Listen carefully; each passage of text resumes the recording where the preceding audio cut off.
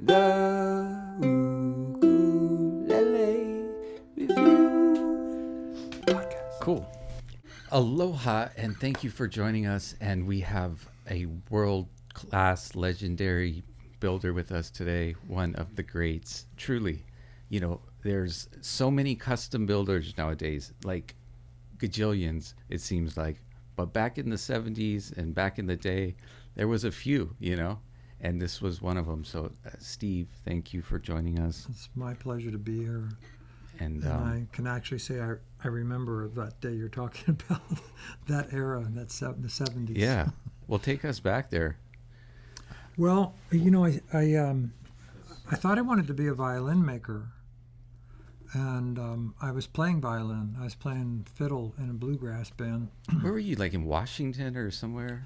Well, this time I was playing fiddle and mandolin in Baltimore. I grew up in Baltimore. Oh, wow, I didn't know But that. then I thought, you know, I'm going to get into this. I'm going to jump into this hippie thing that's going on in San Francisco. So I moved to Haight-Ashbury. Why not? I moved to Haight-Ashbury in '69 That's where all the fun is. after right? I got out of the Navy.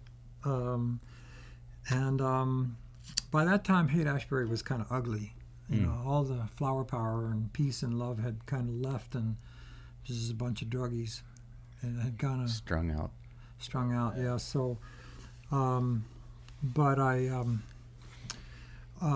wanted to be a builder. I was a player, and I was working as a draftsman for Boeing.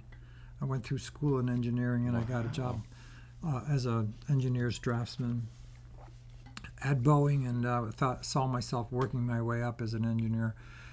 You could have made so much money, Steve. What's that? You could have made so much I know. money. That's And what my instead mom he's a said. builder. My mom said. So in '72, a guy came to me, and he knew I made things with wood. I was making what I consider today to be some of the ugliest furniture in the world. But I love bet to it wasn't work too with bad. wood. And he said, "Can you fix my guitar? You're a guitar player. Surely you can fix them." And I said, "Really, you think so?"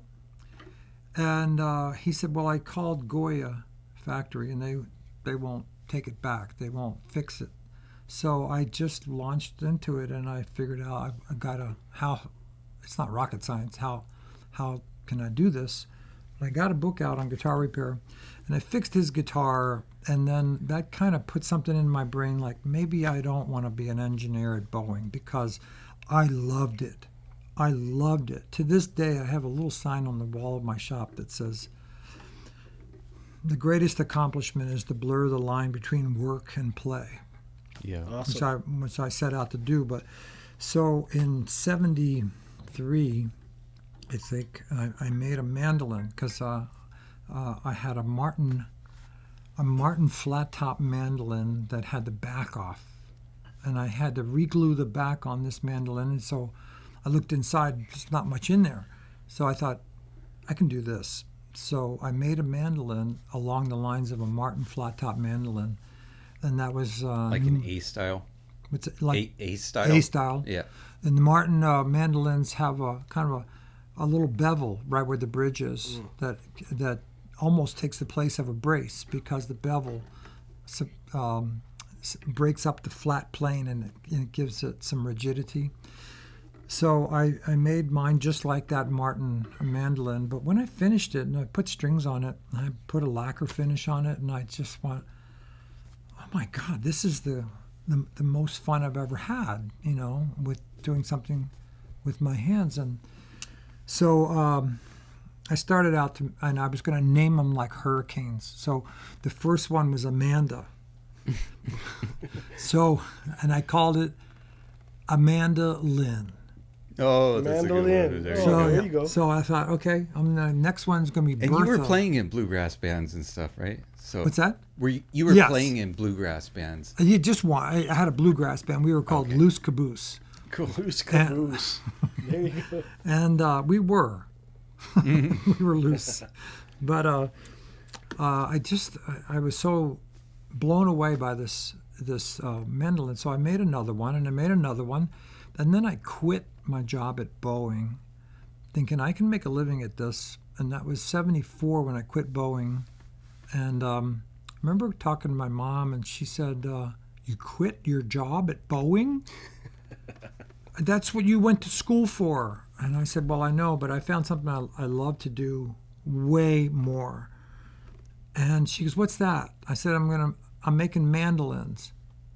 And she says, "You're going to throw your education away. You're going to just throw your education away." And I said, "No, there's quite a bit of engineering in building musical instruments." She goes, "Well, what are you going to do? You're going to build these things. You're going to make these things. What, are you going to stand on the corner and sell medallions?" I said, "Mandolins, Mom, not medallions." "Oh, whatever." She says, "Whatever." And I said, "Well, I hope I'm not selling them on the corner, street corner." But fast forward 20 years from that point, where I was actually flying back from Hawaii to Baltimore to see her 3 or 4 times a year, and she realized I wasn't poor and I was doing all right, and I was happy. So she finally accepted the fact that I was a luthier. Yeah, it's like every parent worries for their children, but like what they really want is for them to be happy, It's just everybody's got to survive in this world, You just Right. happen to be really talented and, have that passion and continue to grow. Because even with your archtops, like there was a whole evolution to, how you were shaping them and, right? There was, and I played a lot of archtops in the early days. I was making by that time I was making archtop mandolins. I started with the flat top, but by the third or fourth mandolin, I realized that archtop was the way to go. Because you played a Gibson archtop mandolin, and it didn't sound like Martin. Yeah. As a matter of fact, it sounded much better. It had that sound, and what is it that makes that sound? It's got to be the archtop. So I studied with this violin maker in Seattle, and I thought, well, I'll make violins for a while, and that's not what you do. A violin is a vocation that you spend a lifetime trying to perfect, and every one of them has to be the same shape, and it has to be German spruce, and it has to be German maple. It's very regimented, and I didn't want to do that. So when I started to use violin construction in making an archtop mandolin, I thought, you can do it 2 points, you can make them different shapes, you can do whatever you want. And that appealed to me more, so I forgot about learning to become a violin maker and started making mandolins. But you asked about archtops. Well, no, but if you guys go to Steve's website, look at some of the mandolins and just, yeah, I love your take. You've gotten quite creative on doing kind of your twist on the classics. Mm-hmm. Well, not to mention his archtop guitars. I mean, he's, in my personal opinion, the best archtop maker in the world. And I've played a lot of archtop guitars. Yeah, Aaron's not alone in that. Yeah. So he basically, there's, two builders I really, really appreciate as far as archtop guitars go. And it's always like Steve Grimes has always been like tops for me. And living on Maui, that kind of like made me like, local boy kind of, like but the Hawaii builder. We might be a little bit biased. I mean, there was Monteleon, there was Rebecca. I mean, you were with these guys at that time. Well, he there was plays in a band Benedetto. with Steve Anderson. So Anderson's another great builder too. Not so. Steve. Steve's not a player. Steve Anderson's not a player. Who do you he play? might play at home. You play with somebody in a Rebecca. Rebecca, yeah. Tom. Yeah, Rebecca, Yeah, and Tom Rebecca. whenever possible, when we go to these guitar shows, part of the draw for me is to go set up a table, show my guitars and ukuleles, and part of it is I know Rebecca's going to be there, and I know Julius Borges is going to be there, and I know Dick Boak is going to be there, and we all just I think I saw you guys in Heldsburg at one point. probably that might have been the like night 20 that years Julius ago. Borges got drunk and trashed the top of my guitar. Oh man, no way. Yeah, he's such an incredible guitar builder. I don't know if I know another flat top builder that I respect more than Julius, but I shouldn't be saying it because No, who it was knows so what long goes ago, out. so It's it doesn't- he knows. I mean, he was actually rooming with Rebecca at this. I think no, it wasn't Healdsburg. It was the Montreal Guitar Festival, 2008. And we were all jamming, and guitars were being passed around. I mean, you got to expect some something. A little bit of wear and tear. A little bit. Yeah. But I just looked over and Julius is going. He's playing Mona. Oh yeah. Whose song is that? The Kinks? I don't know. It's that Bo Diddley beat, you know, and Yeah. he's just thrashing on the guitar. And that's when I thought maybe I should go over and check on my guitar. And I went over and he had a flat pick. Oh no. And there was just scratches all over the top. And I picked it up and there was a crowd of people and I went, oh. And then the whole group of people went, oh. Yeah. That's what you call a double carved archtop. Oh, No, it was a The flat top. It was a top. beamer. It was a double hole flat top guitar. Oh, it was a beamer guitar. Oh, cool. So he felt really terrible. The next morning he woke up and he was rooming with Rebecca and he goes, I think I trashed Grimes' guitar last night. So he felt bad and I didn't want to send the guitar to him for refinishing. Mm-hmm. So he traded me one of these guys. It might even be this mic. It's AKG 401B. They don't make them anymore. And it's like the holy grail of pencil instrument microphones. And he sent it to me. And I still have it. I should send it to you, Andrew, because I have yet to use it. And that was 2008. So it's been 11 years. Yeah, I think that's a classic mic. That's been used. 951B. I'm not sure. I would love to try it. Yeah. So, anyway. Man, that's great. Though. See, like, you come from an era where you rub shoulders and you know all these builders. And it's like you're in a band with Tom Rebecki. It's beyond knowing them. He was part of this Yeah, he's group, one of the but guys. It's you know? like back then there was only these guys, you know. There was Back then, Gurian and there was that's where this conversation started. You were talking about back in the 70s. There was no internet. So we did some research and we found out that to the best of our knowledge there was De Cristo, Benedetto, Monteleone, what's that guy's name? Besides Rebecca and myself. Yeah, There was one other guy that we could find, and he was in Santa Cruz. They were the only archtop builders in the country. Oh, wow. So we could come up with 6, and we were asking everybody, who do you know? And archtop builders communicate with other archtop builders. And Was Benedetto in there too at that time? Who's that? Benedetto? Yeah, I said Benedetto. Oh, I'm So, sorry. yeah, Benedetto, and that was, he had a lot of I students. was always which he- impressed by Monteleone, you know, and your stuff. But you two, John's stuff is impeccable. just and perfect. He is a builder and an artist because his archtops go beyond the craft and they get into this realm of it's just you look at it and go, Yeah, It's a it's work like of art, 50 yeah. grand, but I mean, you know, if you got it, I would still get it. I was at his shop after the Newport Guitar Festival. That was 06. That was quite a while ago. No, it was sooner than that. Anyway, I was back and I was visiting him, and he was building his series, The Seasons, the 4 Seasons. Oh, yeah, those are beautiful, man. 4 guitars that represented each of the 4 Seasons, seasons. yeah. And so he had only finished 2 of them, but he showed me Summer. And it was an 18-inch archtop, and he builds heavy. They're heavy archtops, but they're really well made, and they sound great. But I just got to see the shop and see his, molds that were handed down to him from Jimmy DeQuisto, Nice. Yeah. which were handed down to him from John D'Angelico, etc. And it was just a real like I was in tradition church. at that point. You know, before the internet, you had to be in the circle of it was almost something. Yeah. You were. They didn't allow everybody to know everything back in that day. Yeah, it was you like Right. you had to learn in like stages. There was like 6 Yeah. degrees of separation to know the whole world or something. And you had to apprentice for Yeah. sometimes a long time before you could get in there back in the day.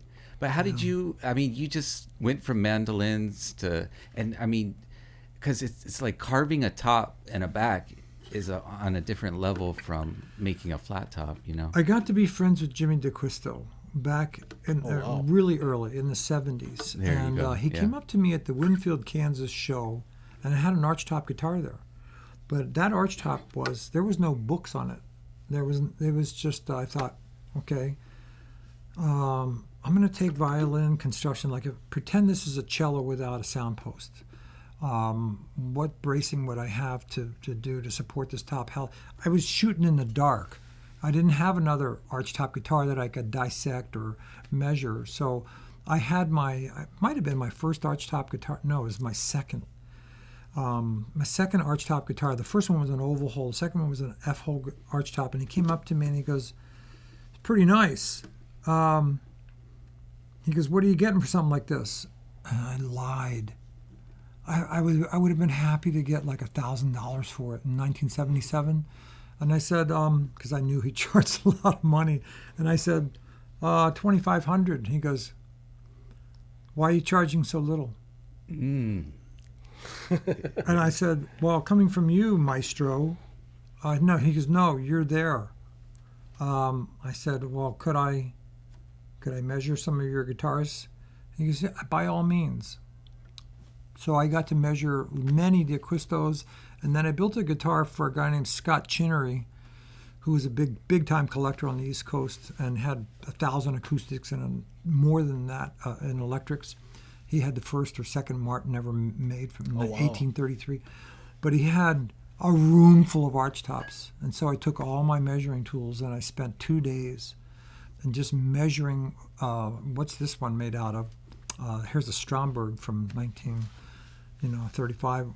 How's it made? And I just took notes and notes and notes and notes. And so then after that, I think that was probably my 10th or 11th archtop, I had all these notes of other builders and my own notes. What did it sound like? And so that helped me a lot. That must be interesting as a luthier to go through the R&D phase of building something, So just coming out and taking like a bunch of ideas that you got from different builders and you start building it, but now you're working on this one and you've got like 1,500 ideas. Yeah. And it's like, it must be very hard to like sit down and focus and really tap into what you're trying to do. Well, you know what you like. I mean, I think it helps being a player. And I knew what I liked, and I would just go around the NAMM show and I'd go to other builders and I would just, Bill Collings used to come over.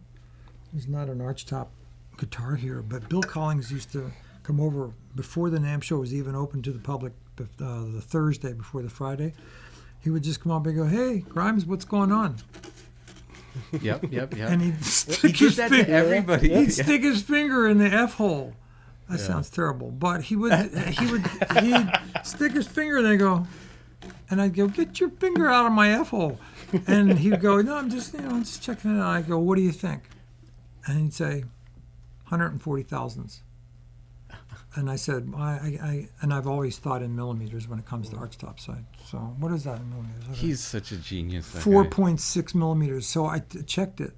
He said 140 thousandths. So I knew it was in millimeters, and I checked, and it was 140 thousandths. Holy crap. So he had digital calipers for fingers. He could just go, "Oh, yeah, that neck." So I learned a lot from Bill in the early days because he was another master just shaping a neck.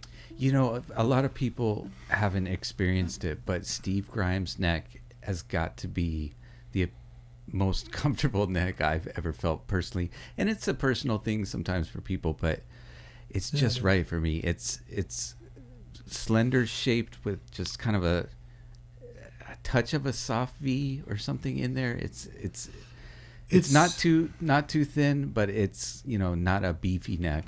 I can actually tell you what it is, and I encourage other builders to try it. It may not be your thing, but try it if you haven't tried it.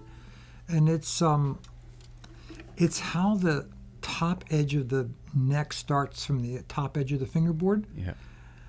A lot of builders, the fingerboard itself, they'll come straight down to the bottom edge of the fingerboard, and then they start to curve under. Exactly. I mean, I've done that too. When that curve starts at the top edge of the fingerboard, and it's that C shape, and so the most important place to have the right shape is not in the center. It's right here, the shoulders of the side, the profile right in here. If you cut away a little bit, it feels slender, and then you might, like you said, just feel slender. But I'll bet if you measure it at the first fret, thickness-wise, dead center, it's Yeah. the same as many of these other ones. But it has a lower profile because of the cut-in from the top edge of the fingerboard, which gives it that feel like it's just like fits the palm of your hand. It Exactly. doesn't feel like you're squeezing a box. I've always felt that with necks, that it's more the shape of it than the size of it that makes it comfortable. You know, like there's some people that say they like fat necks. Some people say they like Yeah.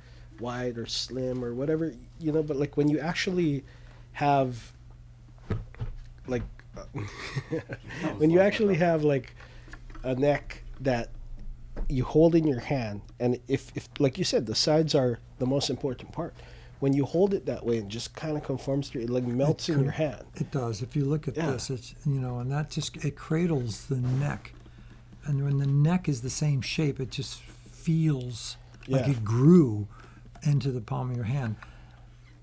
Well, you remember at that thing at the Bishop Museum, I didn't want to put your ukes down. I mean, I think it almost got noticeable. People were saying like, "Hey, he's been playing the Grimes for a long time." It's like, Well, here's I don't like to drop names, but I'm actually excited to be. I'm building a couple of guitars for Paul Simon, Wow. and he did wow. a concert last month on Maui. We're in October. He did it in August, and he did back-to-back nights. And he had been up to my shop a couple times, and I repaired one of his guitars, and then he played some of mine, and he ordered one. And then he emailed me later, and he goes, "I think we're talking about 2 guitars, so it's still up in the air. I'm going to build a couple That's of them." awesome. oh, cool. Yeah, Man, and I he- love Paul Paul Simon. Simon. Oh, me He's too. one And of the and best. so for he sure. came up to pick up the repair a couple of days later. The first day he was in my shop. He spent 4 hours sitting around drinking beer and talking about politics and social things and the Fibonacci sequence and science and teachers and things like that. My wife is a teacher, and she came into the shop, and his mom, Paul's mom, was a teacher. And so when he left, I emailed him, and when I heard he was coming to Maui to do a show, I bought tickets right away. I didn't want to ask him for tickets. I bought tickets, and I wrote to him, and I said, "I'm so excited. I got tickets, and we're in like the 6th row." And he said, "Great, come to sound check." And he says, "Bring your caliper, because I want you to measure some of my favorite necks." And I went, "Perfect." So I did. I went the first night. Well, I had tickets for the first night. So I went for sound check 4 in the afternoon. And so we had, I don't know, he must have had 10 guitars in this one big case. And so I thought, he's going to show me his favorite out of this batch. And he says, "This is one I just love. This is a Collings." And it was a Collings 335 style guitar. So I measured the scale, 24 3/4, measured the nut, 1.72, measured this, measured that, and I'm writing all this stuff down. And he goes, "And I just love this neck." And he showed me another neck. And I said, "Oh, okay." And I thought, "Oh, he That's loves it. It's different. got to be the same." Yeah. No. It was Totally 25.5-inch scale, and it was 1 3/4, and it was thicker. And I checked 6 guitars, took notes, extensive notes, and not one neck was the same. I said, "Paul, you're going to have to tell me what size neck you want. I want to make it so you take it out of the case, it feels like your favorite guitar you've been playing for years." And he said, "I like them all. I like all these different sizes and shapes and everything." He says, "Just make me a great guitar."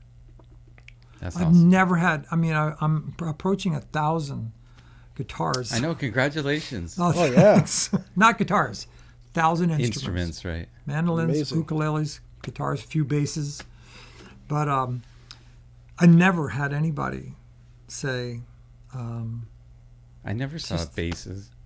I would love to have a bass from you. He's a bass player. "Oh, you're a and bass." a very good bass Oh, player. that's a different story. so- But I bet you make a then killer you know bass. Ned Steinberger. Yeah. Ned and I were partners in this project for 5 years, from 88 to 92, 4 years. And he designed this guitar, a guitar first, as was a guitar, that was called the stress-free guitar. And I met him at an Asia symposium Asia stands for Association of String Instrument Artisans in Easton, Pennsylvania. And he came up to me and he liked my instruments and he told me about his project. And he said, would you consider, he goes, I'm a designer. I don't build. I said, wait a minute, you're Steinberger. You make hundreds of guitars a week. He goes, that's my factory. But I designed the guitar and I have people build it for me, my employees. He says, but this is an acoustic guitar and you're a great acoustic builder. Could you please build... Sorry. I just took a photo of the ceiling. Technology. So Man. I got into a partnership with him, and his idea for this guitar was a flat top instrument, ukulele guitar, that has the strings that are attached to a bridge. When you tighten up the strings, they pull up and forward on the top. And an archtop guitar has a tailpiece, and the strings go over the tailpiece, and then there's a break angle, and they go down. They go over the bridge, and then they go down to the tailpiece. So when you tighten up the strings, they're pushed down on the top. His guitar had the strings. If you look at it from flat, the strings, there's a tailpiece, but there's no break angle. The strings go through a thick saddle, a wide saddle. And it's a hole. They don't go over it. They go through these holes in the saddle, and the holes are angled slightly. So when you tighten up the strings, it hits at the front edge of the hole and it hits at the back edge of the hole. But when you look at it from the side, the strings are all level. So they're not pulling up on the top, and there's no break angle down. So there's you no... can brace it really lightly. You could brace it extremely lightly. There's no push down or pull up on the top. So that was his idea. He goes, but I don't know how to build it. I mean, could you experiment with building it? He would send me these saddles with the holes in them. And so the first one I made and strung it up had no braces at all. And it didn't deflect the top. It didn't push it down or up.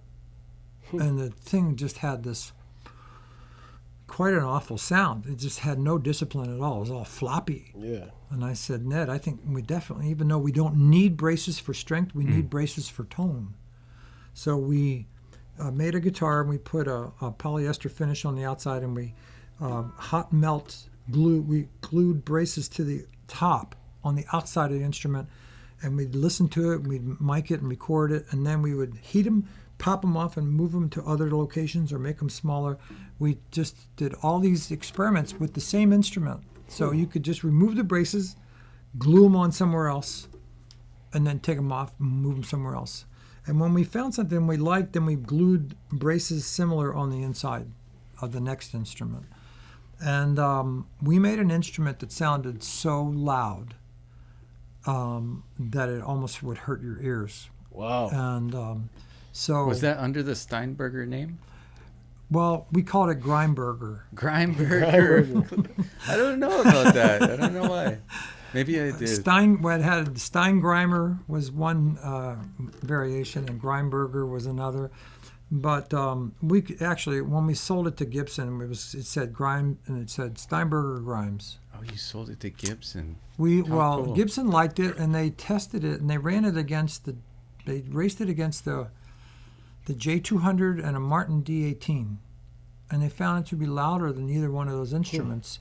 But there was like a 12-page critique of this instrument as compared to the best flat top Gibson and the best flat top Martin. And so we really thought we were on something, and Gibson wanted the patent, that we had a patent on it. So Gibson bought the patent for it in 1992. So we sold the patent to Gibson. We made some money, and then Gibson had 3 years to bring it to market. And good old Henry Juskovich, the president of Gibson, was buying everything. He just wanted this, and he was, he would probably sue me today because the top of the peg head looked too much like Gibson. Yeah. Yeah, there was a lot of that. Yeah. So they managed to ruin a lot of stuff. I mean, Gibson's done awesome stuff for years, but there's been periods where it's kind of questionable. A long period. Norland era. When I had my first shop on Maui, this old guy, even older than me, at that time, walked into my shop, and he was just this old curmudgeon guy. Well, what are you making here? I said, I make archtop guitars. Archtop guitars, let me see one. So I showed him one. He didn't play it. He just held it. He looked at it, and he said, it's pretty nice. And he goes, how much you charge for something like that? And I said, $3,000. That's a lot of money. And I said, excuse me, but are you a player? Nah, I don't play. I just design art. I design guitars. I said, you don't play. Do you build? No, I don't build. I just design guitars. And I said, who do you design for? And he goes, well, I was president of Gibson from 1948 to 1966. Damn. I said, are you Ted McCarty? He says, I am. And I was like super embarrassed that I didn't know it when he walked in the door, but we became friends. He had a place on Maui. And so we started hanging out and going out to dinner and everything. But Paul Reed Smith, adored Ted Of course, McCarty. he named his models after him. Right, yeah. So, but Ted told me that day how he had designed the stop tail piece, the Tunematic bridge. Yeah. He designed the Les Paul. Yep. He took him 3 or 4 tries to talk Les Paul into endorsing it. But he designed, then Leo Fender called Gibson Company archaic. And that really bugged Ted. And so Ted, for the 1958 World's Fair, designed the Flying V and the Explorer guitars. And he goes, I did it just to piss off Leo Fender. Yeah, because Leo was trying to make like he was the look of the future. And Right. And it was all this futuristic kind of stuff for the time. But wow, those shapes and those designs, like they're still like the foundation of electric guitars. Yeah, Oh, yeah. and that was he was doing it in 57, and he wasn't a player or a And builder. he just did it to piss somebody else He off. did it to piss In off a Leo true rock Fender. and roll way. And what a way, man. That Flying V is like, when I you love think this. rock and roll, right? Like you think Yeah. of the Flying V, you think of Randy Rhoads playing that what is that, Exactly. the Kelly model? Have you ever had a Flying V? I've I feel never like owned you. one. Oh, really? I'm surprised. I've never owned one, but I've played a lot of them. I borrowed one for like 4 years, but it wasn't technically we had a mine. Carina Wood Hamer V that was. Dude, that thing thing was was amazing. killer. Anyways, how did you? I guess George Benson was playing your archtops pretty early on. That must have been a huge breakthrough for you. Oh, it was a huge breakthrough. That basically, unfortunately, that's it doesn't make you a better builder when somebody signs on like that, but it sure makes your business. Yeah, and you got some orders. And I think it was 82 or 83, and George called me up, and he owned a studio in Lahaina, and somebody had mentioned my name. He called me up, and he goes, why don't you come over to my studio and bring a couple of guitars? And I did, and he bought both of them that day. Then he ordered a couple more, which were done a couple of years later. But He was a big endorser. I mean, even like I'm just imagining like the Japan market, and like there's a kind of an international love for that style and that sound. Yeah. He wanted to redesign the Ibanez GB model. And so for 2 years, George and I worked together on the new George Benson Ibanez. And I still have full-size drawings, lots of them, of variations that we did on the GB10, the GB20. And he wanted to incorporate some of my artistic ideas, and I really thought that it was going to go, and it was just one of those things that in the end, Ibanez said, we want to keep it just the way it is. We don't want to, and I think the sales maybe were going down of the George Benson models. Archtops in general, as you know, their glory days, at least the more modern glory days were the 90s and the early 2000s. And I talked to my archtop friends, Steve Anderson, I talked to just the other day, and it's a third of what it used to be. the archtop orders. Is it making a comeback now, though? It seems like more and more guys are starting to get into players like Kurt Rosenwinkel. And, Ooh, I love him. Kurt is... His sound is great. I don't even know what he plays, but... He plays a, what's it, West... It's something... It's a Japanese-made guitar. Yeah. It's a Eastman? No, it's a West, Chinese. It's called West... No, it's like a custom. but Yeah. Oh, custom guy. Huh. So he's playing that, and then you got Peter Bernstein that plays that old Zeidler. I mean, there's guys out. I mean, there is still a market for it, but maybe the boom is not as much. But Yeah, I still get orders, but not anything like that. The wall, I have this in process shelf of instruments, and there would be in the '90s there'd be 2 or 3 ukuleles up there, and 20 guitars, and now it's 20 ukuleles. it's 20. It's well on that shelf it'll only hold so much, but I think I have 25 ukuleles in the works right now. oh wow, I want to show them. And, we can showcase instruments, I think, as well But as it's about it's being half done right guitars. now. So, anytime you want to send us over ukes, we'll definitely do our best to show you the gotta world. Bring your camera and let's do a session up at my shop sometime. I would love to do that. It'd really be Yeah. fun. That would be dope. That I mean, I You do need a great reason to go to camera Maui, work. but so busy right now. We're doing a lot of video now because I'm working on number 1000, which is a flat top guitar that's a different shape. It's a little akin to my freehand model ukulele, which is an asymmetrical design. But we're getting number 1000 ready for my. I'm having a celebration on February 29th over on Maui.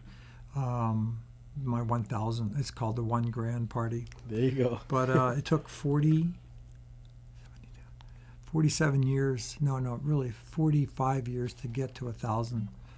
So I'm doing the math, and I'm thinking, okay, I'll be 115 when I get to 2,000. Maybe you don't know Hey. what technology. Might get faster. Hey, Might we get don't it know done by what the kind time of I'm breakthroughs 105. yeah, There you go.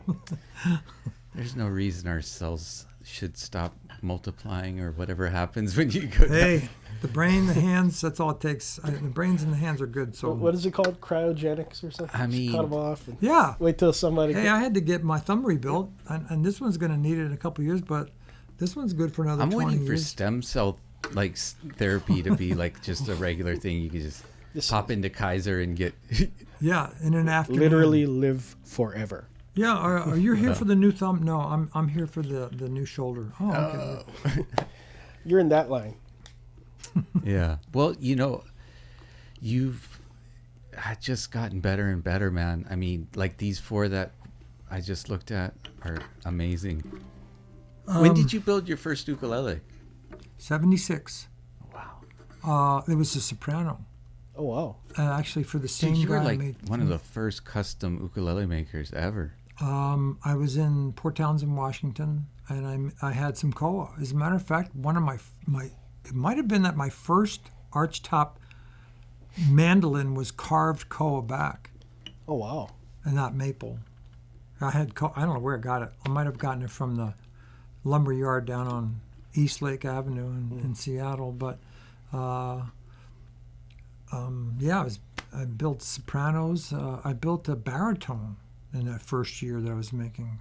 So it was a couple of tenors, a soprano, and a baritone. Wow.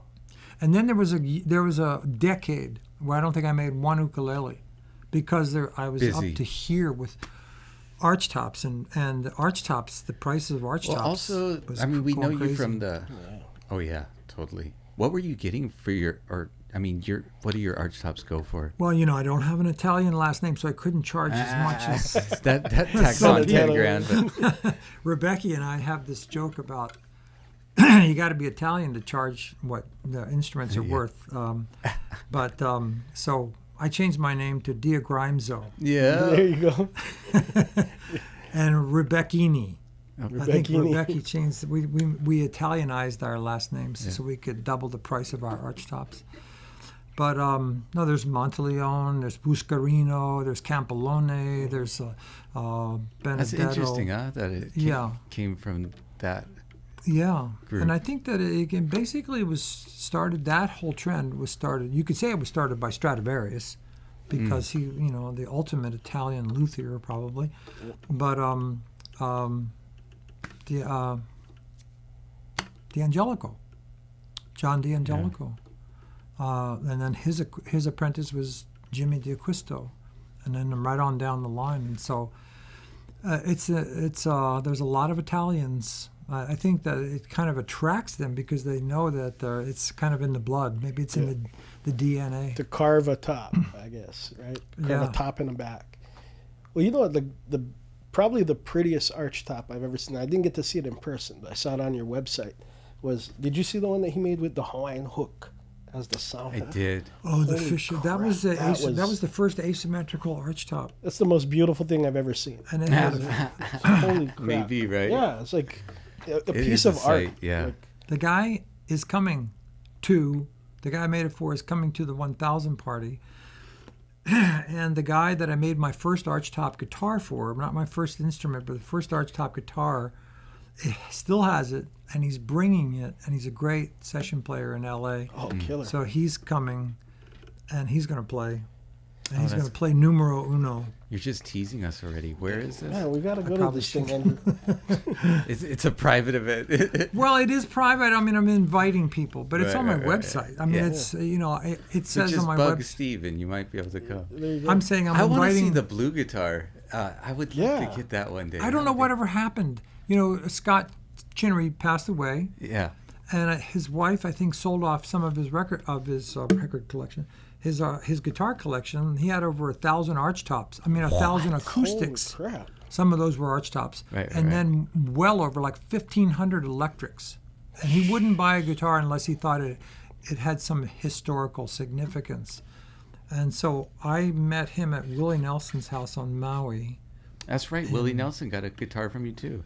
He did. And then Scott was at Willie's house and called me up. He says, bring some instruments down. So I did, and he ordered a guitar. And when I finished it, I called him up and I said, do you want it sent, what's the address and how do you want it sent? And he goes, I want it brought. Wow. He lived in Toms River, New Jersey. And he sent me a plane ticket and another plane ticket for the seat next to me for the guitar. Oh, And then when I got there, the guy, he had this house. It must have been a $10 million house. And he had a huge car collection. He collected cars and guitars. Oh, this guy liked He to have had the fun. original Batmobile, which he gave me a ride in the original Batmobile around Toms River, New Jersey. It was amazing. But that was the first of 4 guitars that he ordered from me. But Wow, man. I started to say something. I don't remember what it was. I can get off topic faster than anybody, so you got to keep an eye on. instruments. I did. We're gonna have Aaron give us some samples, but why don't you talk about the Okay. different styles that you got here Yeah. for a little bit? Let me know when the tape is rolling. Rolling. It's always rolling. Always rolling. Always rolling. So I brought an assortment. We have a lot of koa. I guess koa. Everybody visiting Hawaii, anybody wants an all koa ukulele. But there's lots of other woods than koa that make a beautiful sounding instrument. Wow, look at This that. particular one is a Sitka spruce top, and I really do love the sound of a spruce top or a softwood top, redwood, cedar, spruce. So this is a Sitka spruce top tenor ukulele with Zircote. zircote Yeah. sides and back. And zircote is a very dense wood that's indigenous to Central America. I've heard it called Mexican ebony, although I think much of it or most of it grows south of Mexico. But it's just That's a stunningly gorgeous gorgeous. cut. Man, that Yeah. is. And it's sometimes you find it with the blonde sapwood, and you can use that in the center or out on the edges. And it just has this ribbon network that is the spider webbing. spider webbing. And it's called a lot of different things, but Brazilian rosewood does it. Yep. But I don't know of another Not wood like that does that, it. though. Yeah. Not You like know, that. No other wood does it better. Yeah, than- I think Zircote is first, then Zircote. maybe Cocobolo next, then the Brazilian. Yeah. Sometimes, but yeah, cuts of zircote like that are Amazing. Yeah. Amazing looking. So it's very dense and very hard and resonant. There are hardwoods that don't have much in the way of tone, musicality, and you can tell right away if it's not an archtop piece, but if it's a smaller piece that you can actually hold between two fingers and just tap it, you can hear the musicality that's inherent in a piece of wood, and it has to do with not necessarily a note, but the resonance of that note and how long it lasts and what other notes are accompanying it. If it's got a distorted kind of a sound to it, or if it's a pure musical Ringing note. Yeah. And so it's hard to top Brazilian rosewood for that musicality. You can just pick up a little bridge blank, which is 1 inch or 1.5 inches by 6 inches by 1/2 inch thick, and just hold it, at the top edge or 1/4 of the way down and tap it. When you listen for a tap tone, you're basically finding the node, and as a musician, the harmonics are the nodes. So you got a node at the 5th fret, the 7th fret, 12th fret, etc. So if you hold any piece of wood if the end of the piece of wood, one end of the piece of wood was the nut and the other end of the piece of wood was the bridge, you're going to hold it at the 12th fret, the 5th fret, the 7th fret, or approximately where you would hold. So you would hold the piece of wood there and then tap it, and then you just get this sense of musicality. I didn't know that. That's cool, man. I'm going to have to try that now. Yeah, those are the nodes. You want to hold it at the node because it's the point of least vibration. It's where the waves are. It's like the top next trough. to the fretboard on right. a guitar. If you hold it at a place of maximum vibration, you're going to kill the vibration. Yeah, you stop it. So you want to hold it where it's not vibrating, and that allows the piece to vibrate. Yeah. Yeah. So anyway, that and this is bound with this reddish colored wood. It's really beautiful for binding. It's called bloodwood. Wow. And that one has a little bit different logo. I like that. What's that? The logo on Oh, that the one. logo. I started to get requests from people that would ask me, does it have to say Grimes on the peghead? I said, I know. As a matter of fact, it doesn't have to say anything. My classical guitars don't say anything, whatever your preference is. So then I thought, well, some people don't like a word, a name blasting away on the top of it. So I designed a letter G that was 2 leaves, 2 bamboo leaves that overlap a little bit and form the letter G. Yeah, it's a nice logo. I mean, that has a classic look too. Your signature, at the top. Yeah. That's how it's been done, and Yeah. you I do like it that This so is well. very traditional. That's a little bit more modern. Yeah. And So talk about this. this candy is apple. all. Jesus. This is sides, top, and back are German maple, and this is some wood that was left over when I'm cutting a billet of German maple for the back and sides of an archtop guitar. I'll sometimes end up with a piece that can be resawn more, that's big enough for this piece right here. Just 1/2. All you need is 1/2 because you have your center seam. So it just has to be 5 inches by 12.5 inches. And so this is just leftover wood from one of my archtop guitars, and it's just It's gorgeous. what you would call master grade archtop so wood. curly. That's the And, most curly you can get. And so it's a very light but stiff maple. If you were to compare it to another maple like sugar maple or red maple from the United States or big leaf maple from the United States, it's lighter and yet it's stiff. And those two things are the 2 main ingredients of a great sounding instrument. You need wood that's stiff and light. As soon as you add weight, if you were to clamp a clothespin on this bridge, you'd kill half the tone. As a matter of fact, violin mutes, to kind of make it so that the thing is not as loud while you're practicing, is just a weight that you put on the bridge kills the tone. So if you have a bridge that's too heavy, you're just robbing the instrument Yeah, totally. of some of its tone. I remember when Noah redesigned the Ko'olau bridge to be more slender and the wings to be less, and just kind of paring everything down lighter and lighter, Right. looking at ways to cut from the inside. Yours are very light, and like, you know, you were talking about the qualities of that type of maple, because it kind of defies what maybe some people would think as far as a maple top. Like it's really resonant, you know. It is really resonant. And I remember at the show a couple years ago, it was when the Luthiers for a Cause ukuleles were unveiled. The show was at a hotel, Surfrider. Yep. I'm not sure, but you were there, Andrew. Yeah, we filmed it. It's on. And I pulled a quilted maple sunbursted ukulele out of the case, and you went, huh, a maple ukulele. And then you went, and you went, what? I know. Yes. Well, even just But- then, I could feel the thing vibrate. But you can get really obviously you want the lightest possible, maintaining the amount of strength that you need for the thing to last 100 years. I want all of these instruments to be around for a long, long time. Yeah, I don't ever see like weird movements on the top from yours. Yeah. I mean, I'm just like, every instrument you have to take care of, and can, you know, things can happen, but like Right. they're well seated. So what I do when I'm building is that the back goes on last. And a lot of builders don't like to do that because they like to glue the back on and then make it really look perfect inside, and then glue the top on because it's hard to get in and clean up the excess glue through the sound hole. But it's so important that once you glue the top to the sides, the top is basically defined. It's you cut off the excess. It's the way it's going to be. And so you can tap it, and you can shape the braces on the inside until you get the optimum tap tone.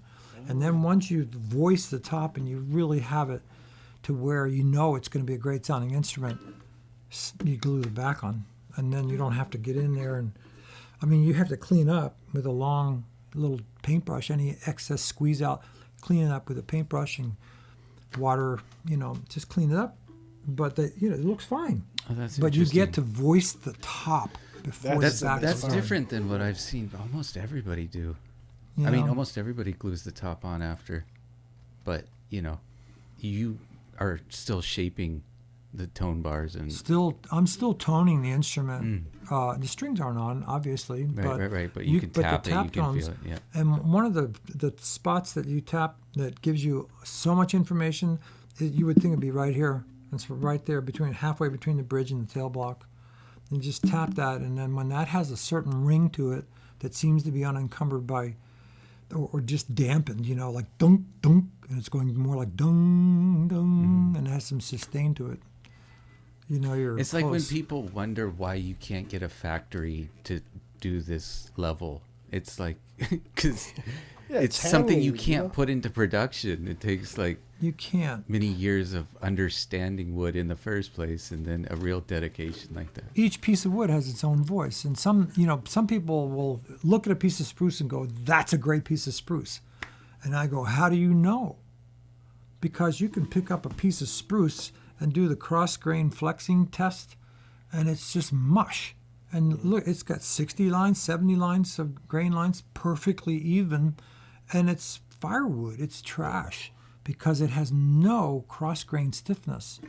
So each piece of wood is different. You can't go by how it looks. You have to just feel it, see what it Oh, wants. yeah. And that's not a factory process. There are factory instruments that are great. Sure. And if I mean, they- Bill did it probably better than anybody could. Bill Collings did it. Yeah. And who else makes it? The guys at Breedlove, they make they're a boutique factory.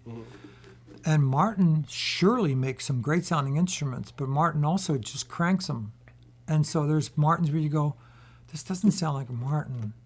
Oh, Well- but they make every level. I mean, Martin's anywhere They from make a every D level. to an A plus. Yeah. Right. But just because you're getting a D41 or a D45 doesn't mean that somebody voiced it. I don't know. Maybe they do.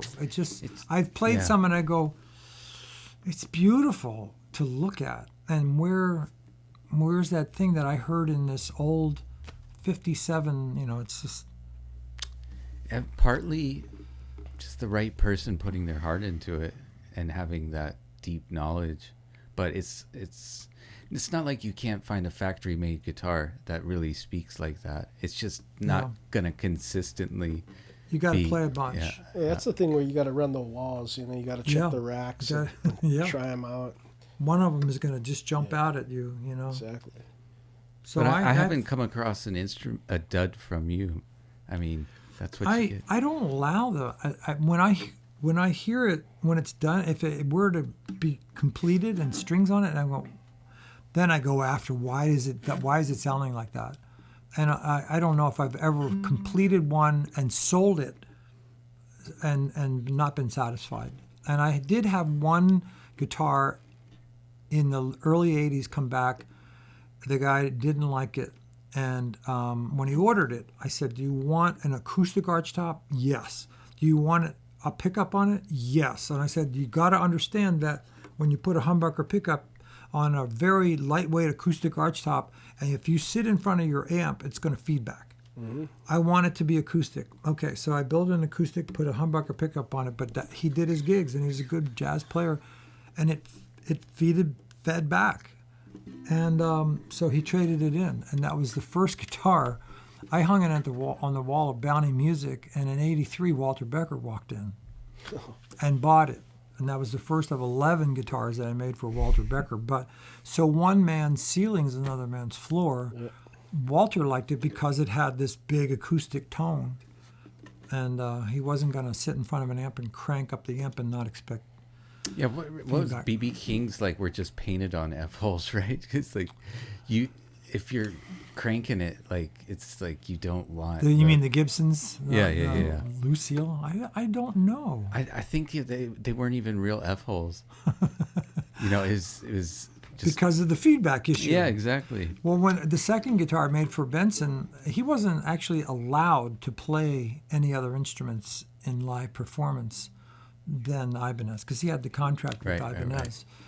But he told me that he wanted to play this at one of his gigs, and I said, you can do that? And he goes, I can do whatever I want, you know. So I said, okay. And he goes, but when I play it really loud, it feeds back. So I said, send it back to me. And so I made these plugs for the F-holes. They were F-shaped, tapered-edged plugs out of spruce, painted black, so they couldn't really see that they were plugs from too far away. And I plugged both of the F-holes, and he was able to actually be on stage and play at a high volume and not have the feedback. And then you just pop them out, and you get a good acoustic tone. Guitar. Yeah. That's cool, man. So anyway, this is German maple with, I think it's Eastern USA maple that's not tinted for the binding. This is a red, kind of a reddish cherry sunburst. Cherry burst, yeah. Cherry burst. Classic. And the neck. That's a great looking burst too. Is mahogany. Yeah, I really like it, especially like following through in the neck, you know, and everything. Yeah. I thought, should I tint the mahogany? Usually I don't sunburst mahogany, but I thought it's got to have a little bit of the tie fade to it. Yeah. Beautiful. Aaron, I want to hear you. A/B some of these. I gotta say, Steve Grimes showed up with a bunch of Wahoo cases too. Where do you think I got those? Oh man, very cool cases. Oh, there's the asymmetrical right there. This is I've been dying to play one of those. Breaking the mold. This is a spin-off of the asymmetrical archtop. The fishhook archtop was the first asymmetrical one that I made, but which I called the 40th anniversary model. Yeah, that one's gorgeous. But anyway, so I thought, let's make one thing Jimmy DeCristo said to me just before he passed away in '98. He said he was doing these futuristic archtops, and he said, I said, really, you're getting away from tradition, and you're really getting way out there. And he goes, it's about time. He goes, and he implied, when are you? You're not that, he was almost, he was a couple years older than me. He says, experiment, have some fun. So that's great. It's I took like it to the heart. opposite of like you got to stick to tradition and all that, right. But And my ukuleles are pretty traditional. If you look around, there's some people doing some beautiful and outstanding ukuleles. Look at Manny's ukuleles. Yeah. You gotta love them. Yep. They look good, they sound good, and they're not traditional. Not traditional at all. At all. But mine are more traditional, and this is my, I guess, somewhat of a break from tradition. But so it's koa sides and back and top. God, look at that koa too, man. This is this real This reminds me fine. of the luthiers for a cause. You did this asymmetrical. I did. That was Yeah. the first ukulele that I made asymmetrical. Was the luthiers for a cause. What do you think the tonal differences are from what you can hear? I don't know. I don't think there are. I It cannot. sounds pretty much like your tenor, you know. They do, and I think I just kind of I don't know. Maybe it's a groove or a rut.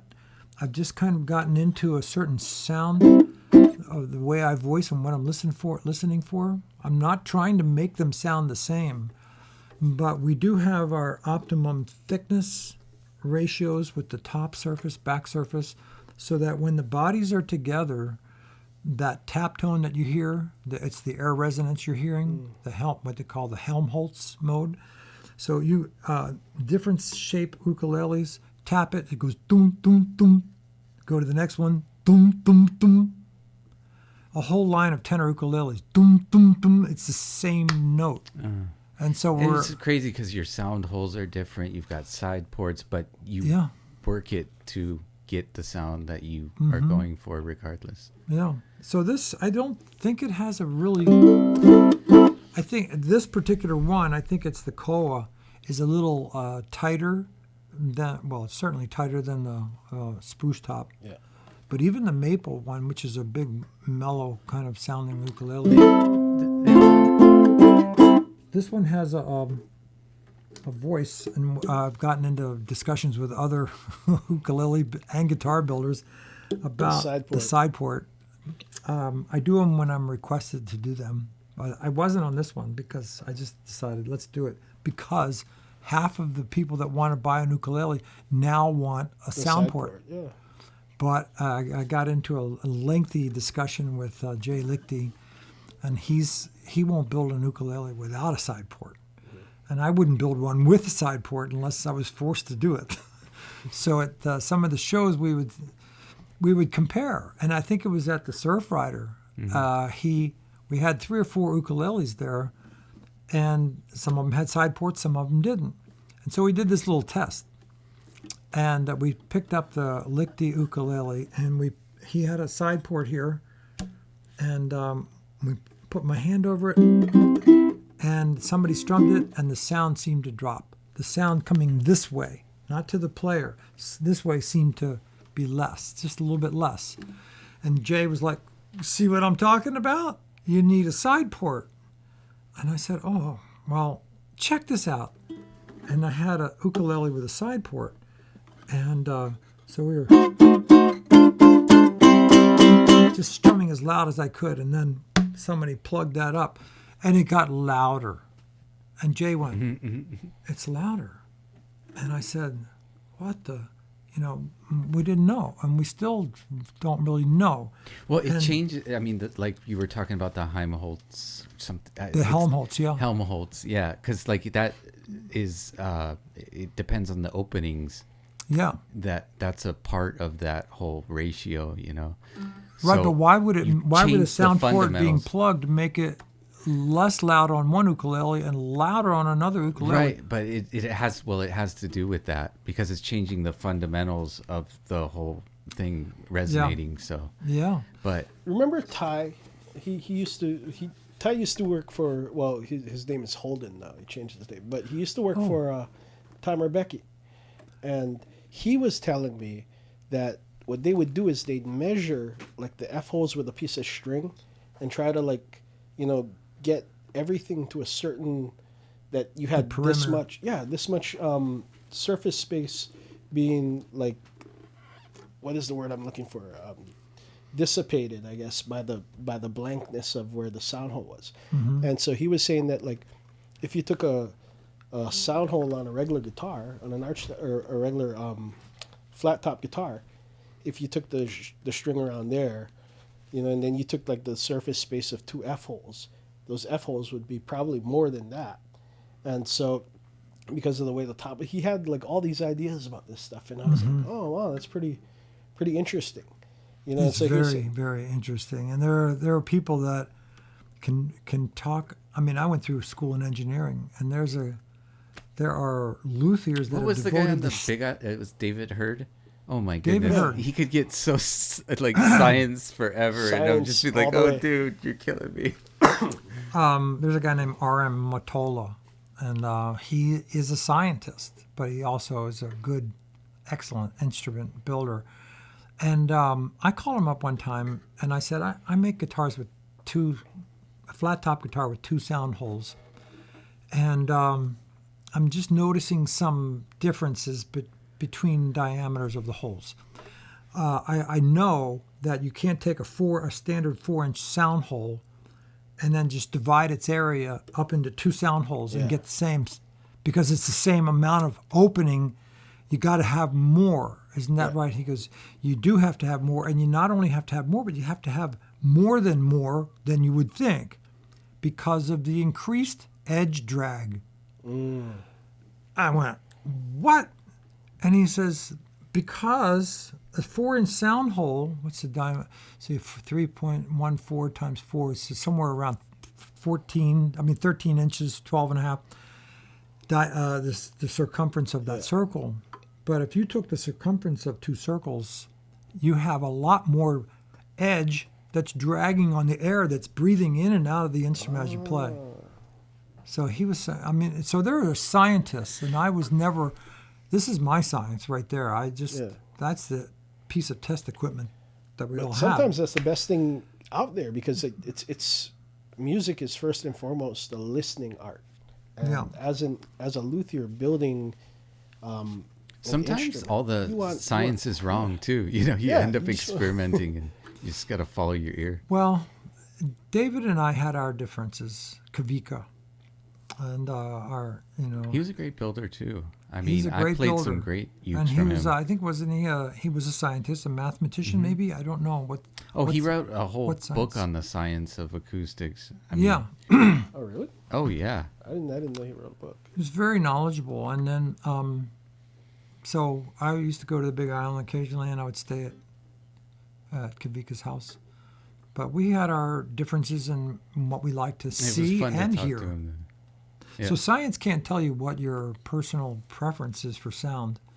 It can quantify, like I was saying earlier, what's a louder instrument. That's quantifiable. Yeah, the voice is quite subjective. Yeah. Yeah. But So- yeah, the asymmetrical one, and then you brought up one other, I think, There's one other. Some, Yeah, that crazy some Koa. very some very plain koa here. very plain Koa. Single A. Oh no.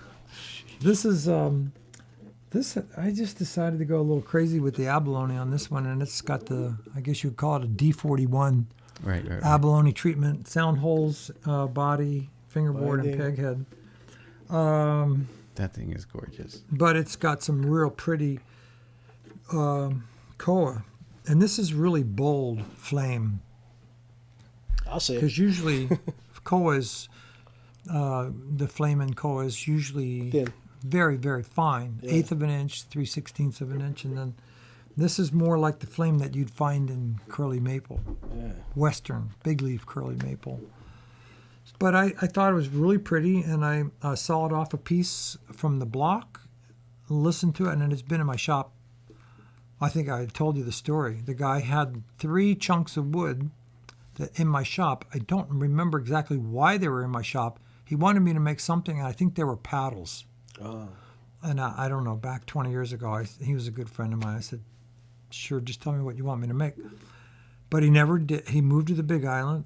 I didn't see him for many, many years, and he came back to pick up his 4 pieces of koa. And I said, I stored your 4 pieces of koa for 20 years. I think you ought to give me one of them. That's long enough, right? So But wow, what a piece! There you go. Man. So that one piece, what being about 2.5 inches thick, a chunk like that has probably got 3 or maybe 4 more ukuleles like this. Wow. Of this flame. That's rare. So yeah, it's a very, very beautiful little chunk. All right, let's get Aaron to start with why don't you get in the position that Steve is in, and we'll get some sound samples. Let's start Can with I that just- spruce zircote. That thing is a beast. We did a show at the Appleton. My playing partner and I got in June, and boy, that guy had some editing to do. Because that guy started talking some stories. I don't edit. I mean, I'm not editing your story though. That's what it is. It's a podcast. It's just talking. But you know, Byron, you were there. You remember I started talking stories, and I look out in the audience, and Mariana's going.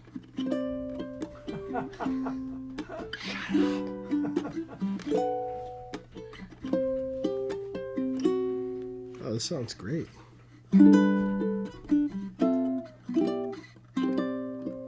Oh, I see. You have all the bright lights over there. I'm actually glad that I didn't have the bright lights. I look better under dim light.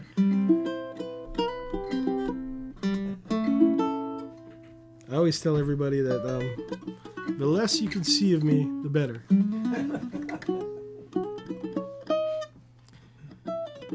That's why I was so good at selling ukuleles, because you look at this ugly guy and you see a beautiful uke, it looks even prettier.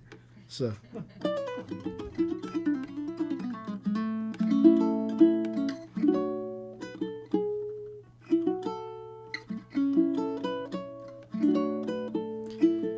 I'm sure you're gonna love Joel's strings too. Joel Leschinger. Yeah, his string set is. I mean,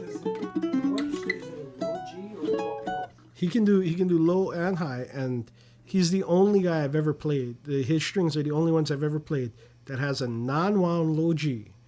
That sounds great. It sounds like, I mean, I don't play unwound low Gs. Yeah.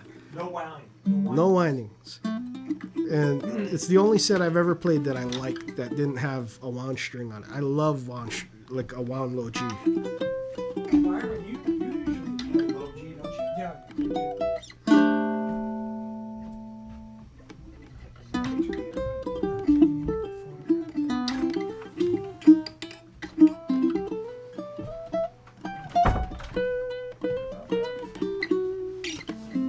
thanks for being here, man. Yeah, no worries, man.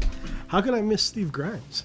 I thought you would I miss you playing my instruments. Wow. Well, he called me up and like I love coming out to do this anyway. Me and him just hang out, like it's I something mean, we've been doing for I'll years. talk to Aaron for hours, Yeah. whether there's cameras or Yeah. not. We just kind of like. But if you were around, Steve, it would be the same thing. And Yeah. I'm sorry for when I interrupt you guys. I just get excited, and you know, it's fun.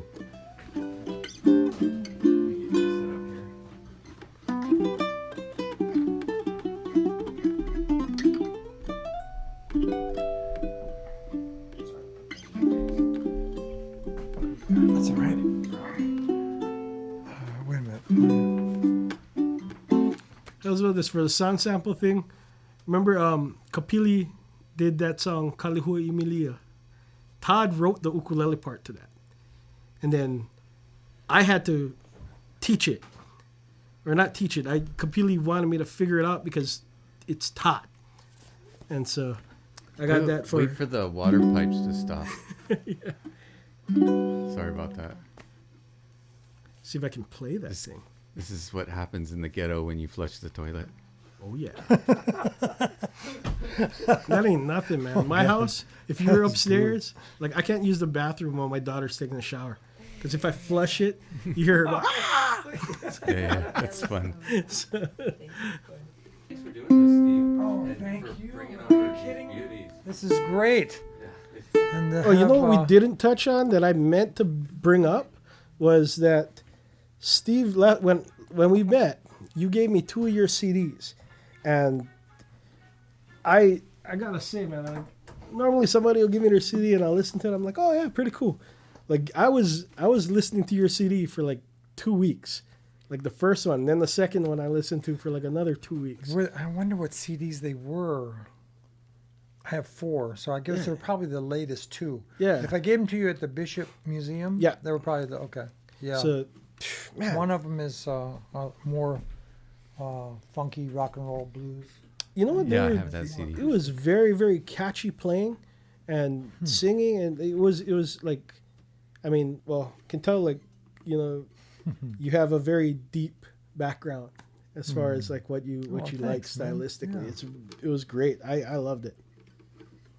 So Ready? we're going to start with a spruce zircote tenor. And yeah, let's take a listen.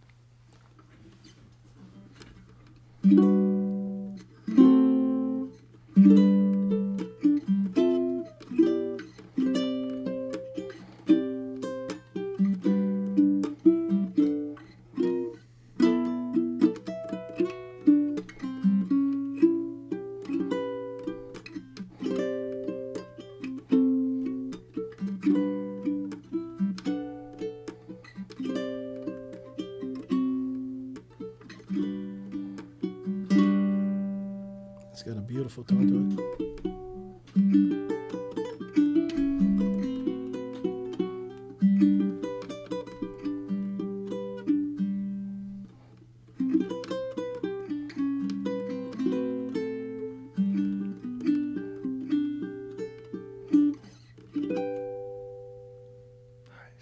That thing just rings too. It's still going. All right, this has GHS strings on it, and I want to take this one down to Joel, and I want to hear it with some of the With his strings that, strings. yeah, Even with his if new it's- set, because you were saying you're open to different Totally. things, and let's Yeah. let's so that way we'll take a Let's listen. do this And one. while he's doing that, we can try out some other ukes. Yeah. Yeah. Tell them don't cut them off. Just take them off, and then I can either put them back on or not. If I like the other ones, I'll leave them on. I don't have one of these. you're leaving with these? Dude, trust me. You're gonna hear it with the other strings, and you're just gonna be like, change them all. Change them all. Well, I want to find. It'd be obvious. It's obvious that to have all four strings made out of the same thing instead of two Yeah. nylon and two wound with metal. But I haven't been able to find a string that had a powerful G. Right, exactly. And that That's was my what I'm looking biggest for. my biggest thing was like, I don't think it's gonna work. And I told Andrew when they first came out with the Worths, because everybody was, oh yeah, the low G set is great, and I was like, well, I played the set, but I would put a wound string for my low G, and I just never got that low G because it wasn't as loud as the other strings. Right. And when you played a chord, it would overpower the other strings. So I was like, I don't know, I don't like it. And so I started using the Fremonts and then the Tomastic Infields.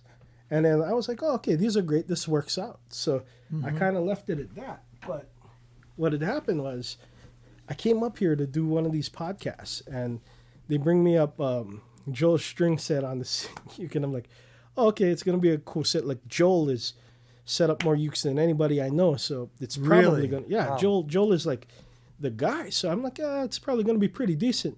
I played it and I went, I need these. So what is the name of the string set again? I have no idea, but they're pink. Well, Oh, I couldn't. watermelon I can't play colored. pink string. Watermelon colored. And, Watermelon color. yeah.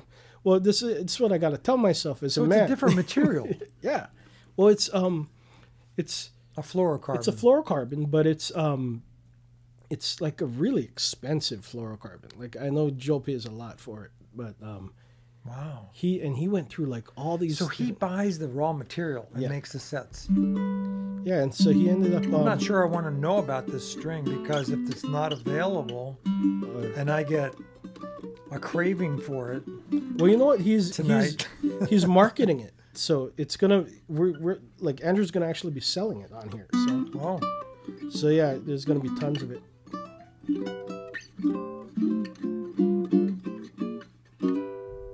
Oh, this is maple? What the hell, man? maple is one of the reasons why it became popular for archtop guitars. Although they don't have a maple top, that one's got a maple top. Yeah. But maple is a very pure note. It's not very good at the overtones, which is why it's good for violin Right. and why it's good for archtop guitar. Jeez. You want a fundamental note. You want a pure note. You don't want that complex sound, the complex sound, like when you put on a brand new set of steel strings on a guitar, as opposed to a set that's been on there a year. Yeah. They say that's dead. Well, the jazz guys like the dead sound. That's right. And then other players like the bright sound. There's a video of what is his name? I can't he was he's a bluegrass player, but he was known for mandolin, but he was like Cristo? Not Cristo. He was a guitar player first, and then he kind of went over to mandolin. He got like his hands or something like were giving him problems, so he had to stop playing guitar. I can't think of who that is. Anyway, I can't remember. I'll figure it out as soon as the podcast's over. I guarantee. Yeah. But Man, I'm the worst host. I don't even have a beer to offer you guys, but I don't know. Water. Water is good. All right, cool. You know what? I should have brought it too. I was thinking about it. I have figured water it was- downstairs too, you guys. I keep Oh, sorry. I only have 2 hands. I keep threatening to bring a bottle of whiskey over here. And me and this guy could kill a bottle in like. We'd be here till 2 in the morning. Yeah. I can do some whiskey. I could. I seem to just like get more brilliant, or I think I get more brilliant.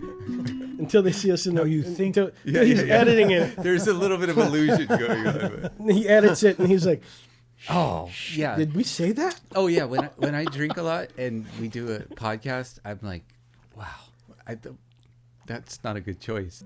Dude. So you like the maple? I know. Listen to that.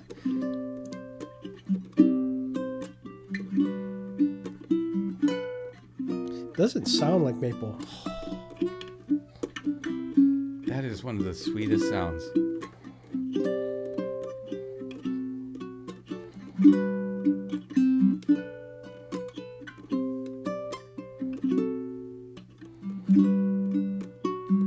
It just sounds fantastic. You know, I want to hear this with the strings.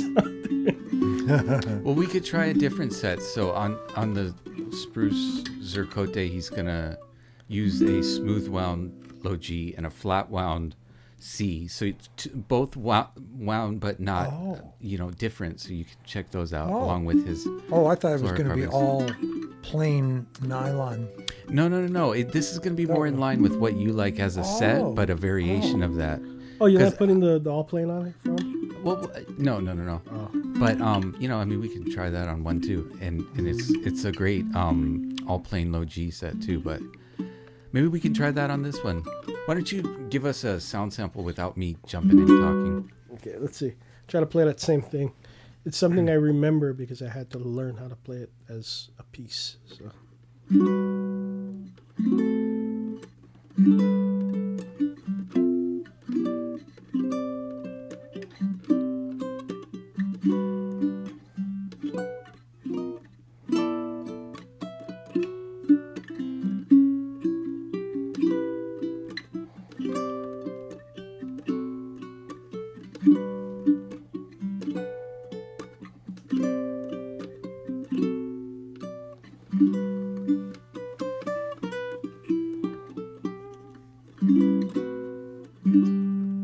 Sounds great, man. I love that. See how it's the same volume down here is? It's crazy. It doesn't get quieter the further up you go. Very balanced. If you were to blindfold me, there's no way I would guess that that's maple. Like, I swear. Would you guess that it would be mahogany? I would think, yeah. It would be. I would think almost would think it was yeah. a softwood top, because Oh. it's so It's- it- scooped yeah, it's in the really mids. mellow, It's not yeah. like harsh in the mids. It's really sweet. it Yeah. does have a lot of warmth, though. You know? But like you were saying, that also has to do with the type of maple that this is. Right. Very light and stiff. It's very light. English sycamore is very akin to the German, northern Italian, southern Germany maple, in that it's very stiff, but it's light. And then you cross the ocean, you get into the States, and the eastern seaboard has sugar maple red maple, and they're dense, and they're heavy, and they don't sound good. That's why there's no. I mean, and they're super curly. Right. So people go, "Oh, this will make a Beautiful great looking, instrument." but it doesn't have much tonal. Doesn't sound good. Very interesting. Yeah. If you don't mind, I would like to have a different. We can try the all plain low G set on this. Sure, whatever. Any of these. Very cool. We're Oh, here this to one has a nice experiment. low end too.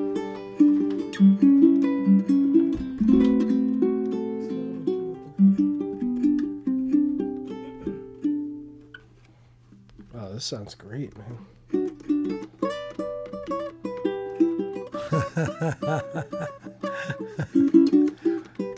We have front row seats.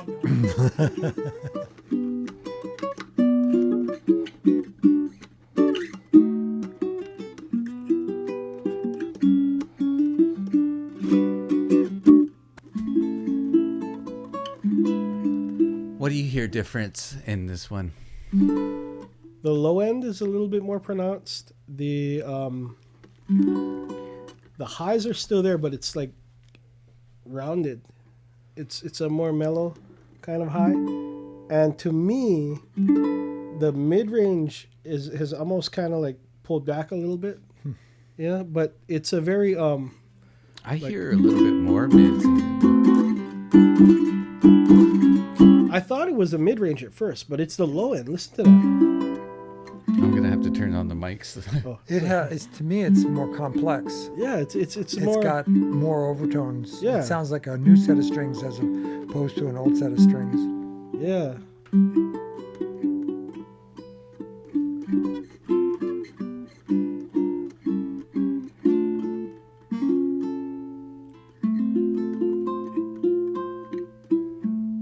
It's got like a very and again, like what you were talking about with his necks. This thing is just like so comfortable. This is like the sound that comes out of this thing though is it's complex. That's not really the only thing you could say, but it's a very complex sound. It's almost like the way the note hangs there, you know. It's a different that's I hear what you're saying about the fundamental getting like something that's coming up behind it. It's crisper, and that Yeah. crispness is that overtone. Is that structure. picking that up? Yeah, it is, and I like the overtones. Dude, I that mean, for sounds me, great, when man. the overtones creep up, that's not a. Oh no, it's not a bad. That's- Oh, I that's- love No, it. Yeah. this sounds fantastic, Yeah, man. the Like, maple. Oh, I misunderstood. Maple I is thought you just were- traditionally its reputation is it's fundamental. Mm. You don't hear the overtone structure as much. no, this thing has That's a really unique. there's cut a of color, bloom too. to each. That real broken, tight but broken curl. I've heard it described as crushed velvet. Yeah. But it's also very Why blonde. don't you give a nice spin for the cameras? We get some close-ups. Because this wood has a lot. It's as complex as the tone in curl. Yeah, totally. And if you look at it exactly, it has that crushed velvet sort of look.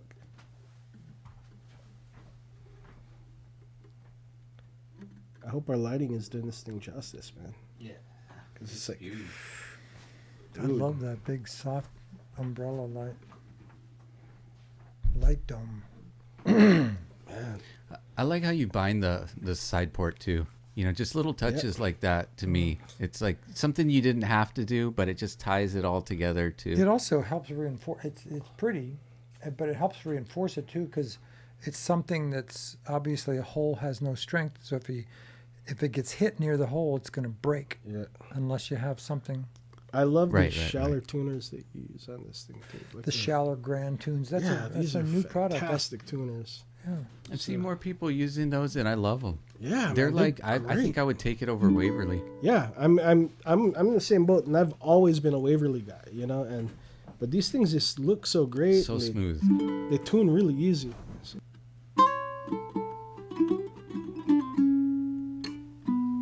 Ready?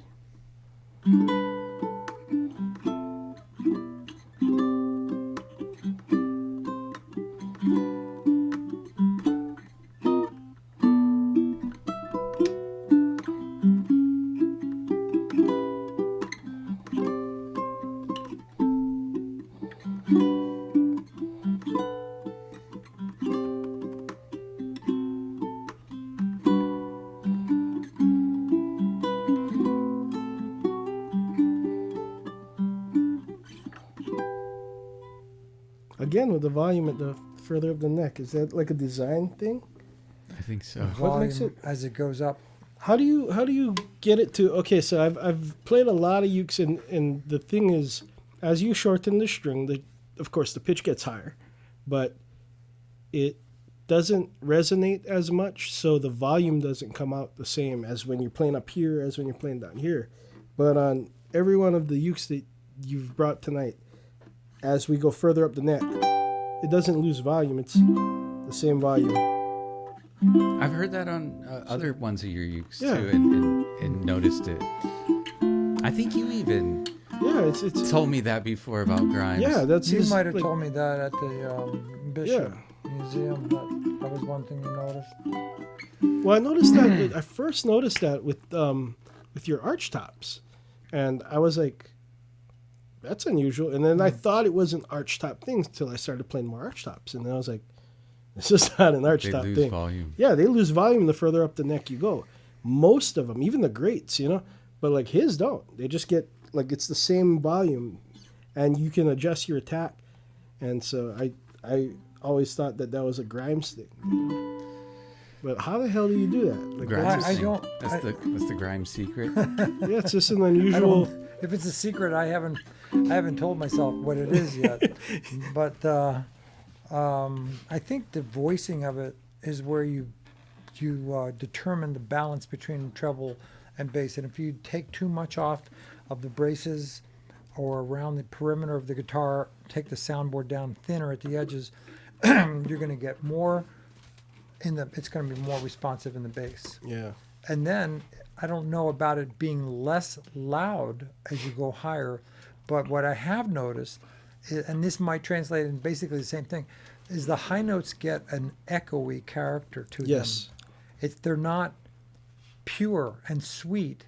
It's almost like the sound of a 15-inch speaker playing a violin Yeah. through a 15-inch speaker. No, you need a small tweeter Yeah. to really replicate the sound of a violin.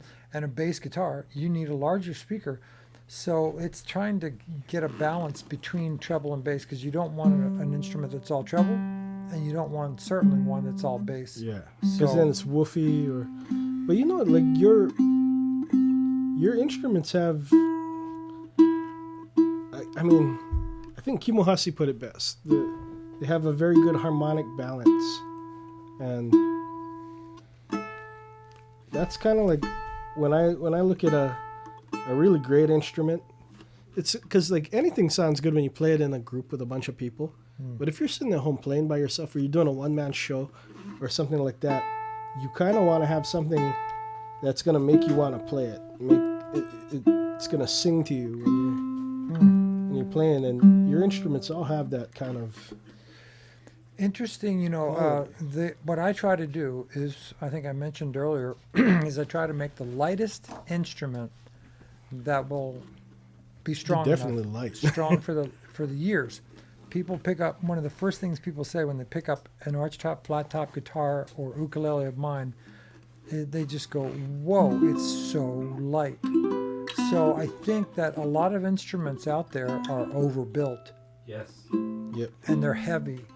As a matter of fact, Keola Beamer brought a guitar into my shop in, I think, probably 1988, and it was the double hole, what I call the Beamer model. I named mine after him with his permission, but he had I'm not sure whether it was a Donald Marienthal or George Gilmore, or there was a guy in Honolulu at the acoustic guitar workshop that Keola started. I think it was Douglas Ching. And one of those three guys had made, I think it was Marienthal, Douglas Marienthal, Donald Marienthal, and it was heavy. And when I looked inside, I saw the braces were heavy. And I asked Cale if he would do me the favor, if I built a double hole guitar, would he come back to my shop in a year's time or 6 months, whatever, and just give me some pointers, tell me what he thought of the tone. And he did. And he brought a couple guitars with him, and he said, would you part with this guitar? And I said, well, I was hoping you were going to say that. And that was the first of several guitars I've made for Keola. But cool. He said it's so of course. light. That's like the, it's so light. Well, that's the iconic Beamer guitar. That's yeah, what exactly. he plays everywhere. Yeah. So. I mean, I would think that would have made a lot of sales for you, but honestly, the locals were all playing like Takaminis and Washburns and stuff. I guess once you plug in. Okay, it's whatever. Barry's guitar. You built that, right? Flanagan? Yeah. I built two guitars for Barry. One was this oddball thing that he wanted to have a different scroll on the peg head.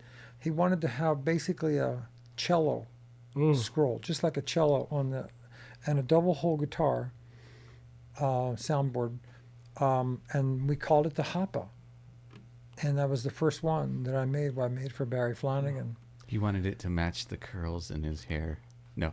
Maybe. I think he wanted it just because it was an attention grabber. You know, and it made people go, what the hell is he playing? What is that thing? Yeah. I mean, he grabbed our attention once he started playing either way. But All he had to do was start playing. The guy's such an amazing player. Amazing player. One of my favorite, like, what started getting me back into playing Hawaiian music was my grandma used to always play the music in the car, and she had the first Hapa CD, and like I liked Le Pikake and the way they did Ku'ule Avapuhi, and I was like, okay, so I stole my grandma's CD, and it kind of became the thing. I'm on that CD. You are playing fiddle. Oh, that's so cool. Oh, okay. So If you listen really close. Kauluvehio Kikai, the fiddle part. Yes, I know. Yeah. Where the banjo comes in, Yeah. the fiddle comes in, all that. That's you, huh? That's Hey, me. I never knew that. Now I know. I mean, everybody had that record on play. Everybody. Yeah. Oh, it was just. That got me back into playing local music. You know, I mean, I had stopped for a long time. I was, trying to be a metalhead and stuff. Believe it or not. You still are. Like, in your heart, you're like half heavy metal, half sweet Hawaiian. But So you still have somebody working? Somebody's still working here at this? oh yeah, man, we just have people working 24 24/7? hours. Yeah, we can't stop. People are waiting on their Can't stop. Don't stop. Can't stop. Billy and Joel are we just change out the batteries and Oh, they're robots. Well, Joel doesn't I need see. batteries. He's on lithium, so like he's like rechargeable. yeah. I mean, I've been going since 6:30, but I wouldn't call this work. So I don't let's work hear this anymore. beauty, man. This thing is one of the most gorgeous pieces of art ever. First off, this core.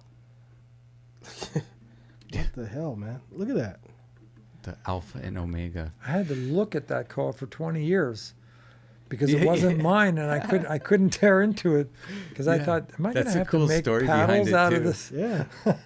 I mean, like, man, you build such amazing instruments. You should have taken all 4 blocks and just. The other 3, you know what? I told you they're going for paddles. They're going to make paddles out of them. Well, it's not to say paddles aren't important. Yeah, but I don't know. Yeah, I've seen some pretty gorgeous paddles. Oh yeah, totally. Dude, this thing is doing it too. See?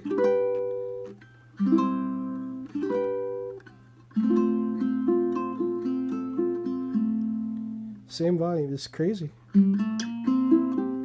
Slightly different tone. Yeah. Definitely different. Different tone, and it's such. I mean, I build these things. I'm too close to them, and now I get to sit and listen to a great player from a wouldn't call myself distance.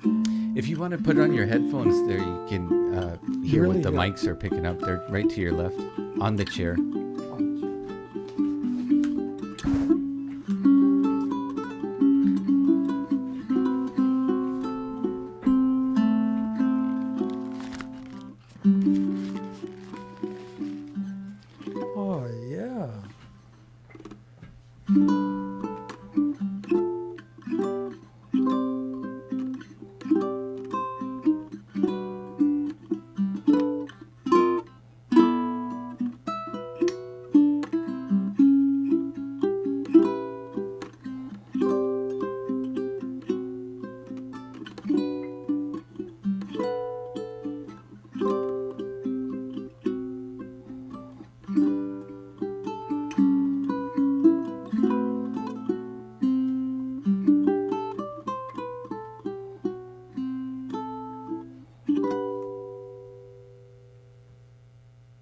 See, but I think the overtones would really come out a lot more with like a fluorocarbon set, like especially the right one on those. I mean, these are just nylon GHS, and it's not nearly the brilliance and sustain I think you can get out of it, but I mean, still, it sounds awesome. So I mean, no complaints. Well, if they could sound better, I think they could sound even better. Like you would get more of those. Like I don't know. I think that's what Joel's latest strings are. Yeah, that's what we were doing. We were playing some funky stuff too. So I just hit the big 4-0. So sometime before I hit the big 5-0, I'm gonna have to have my wife give me permission. Maybe I can like try to steal my balls out of her purse for like 5 minutes or something. But I'm gonna have to get a Grimes, man. Like I've been. That's what I said. Before I leave this earth. Huh? This is one where I'm like, yeah, we're definitely gonna get this one. I love the sound. Let's hear this one. Okay. So Maybe tune it, but yeah. yeah, let's. So you said, Andrew, a flat wound G. This one has This is a flat wound. smooth wound Smooth. for the G, and then it has a flat wound for the C. So you both smooth feel, but still with that wound sustain. The power of the power of wound, but a little bit more balanced in. And then these two fluorocarbons, I think you're going to hear just a lot more complex overtones, sustain. To me, it just brings a I can whole hear it lot right more now. life. I can hear it as I'm tuning it. Yeah. Here, how's that? Put on your headphones and listen to this. Yeah.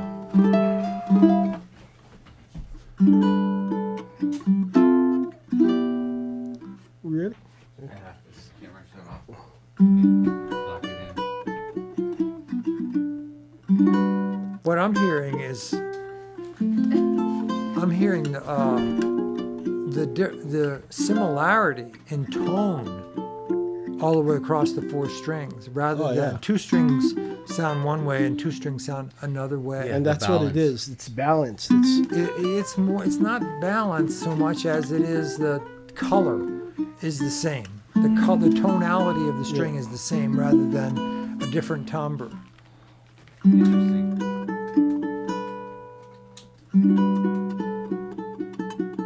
Wow.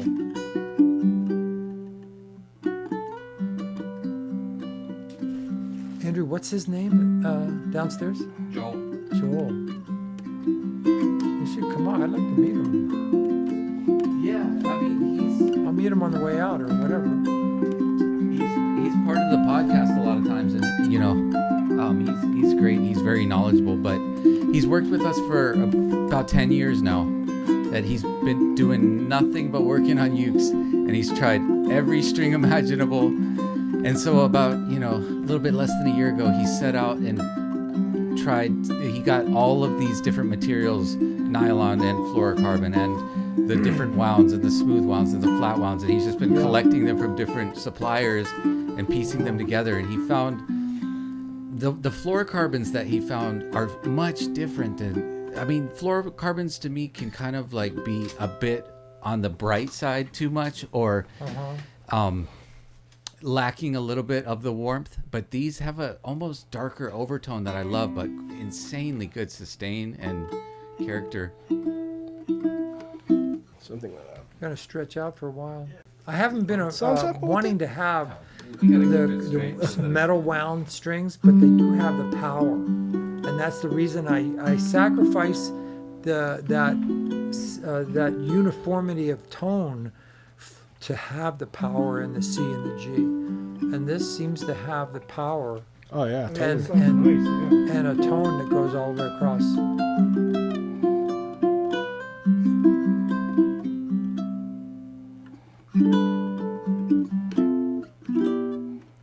I can feel it already with just that. There.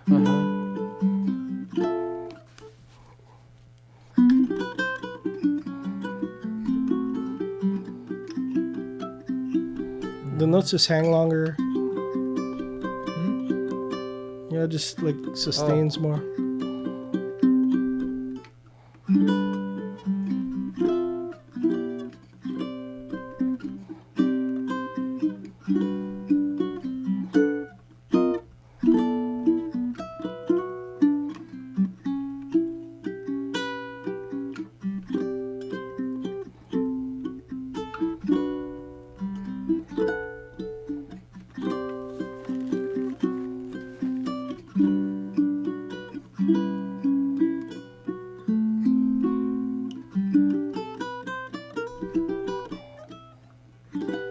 The high strings are definitely brighter, but the low strings have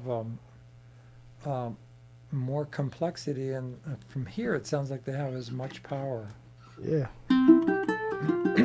Well, these are round wound, but they're still wound strings on the C and the D, or C and the G, and then Smooth wound on the Yeah. G, which it's a different way. The C, I mean, when it's a flat wound string, there's a different construction to the way that it's done. But I really like the flat wound for the C.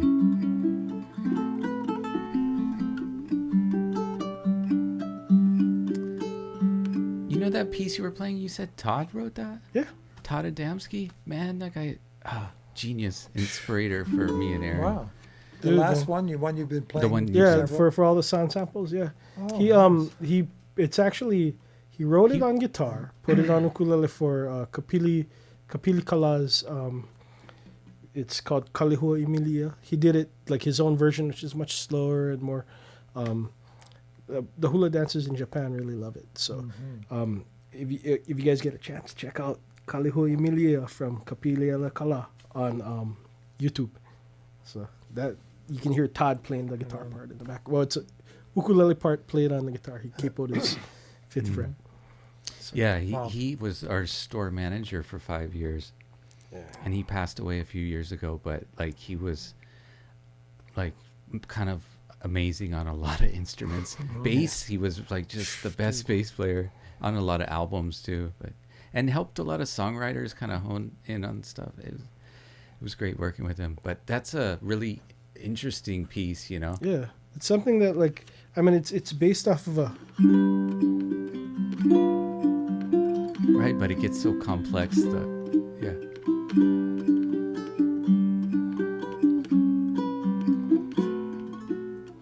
that's all it is. But Todd has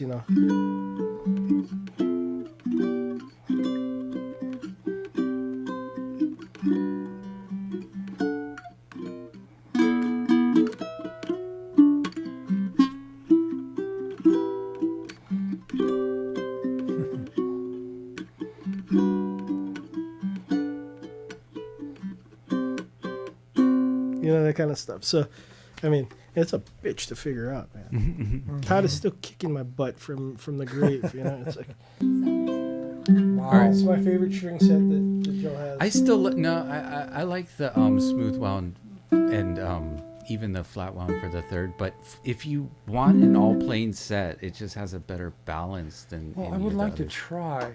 This is I would like to try. You would probably still like that first set that we were. I don't know, man. This thing is pretty killer. Like, listen to this thing. It's Yeah. nice. It doesn't have the edgy sound that the wound G has with the metal, like Yeah. the It GHS. actually matches nice though, because this maple just had a really So soft. sweet, Yeah. subtle tone. Oh man, I'm liking that. And every string sounds the same, Yeah, it's all the same. color-wise.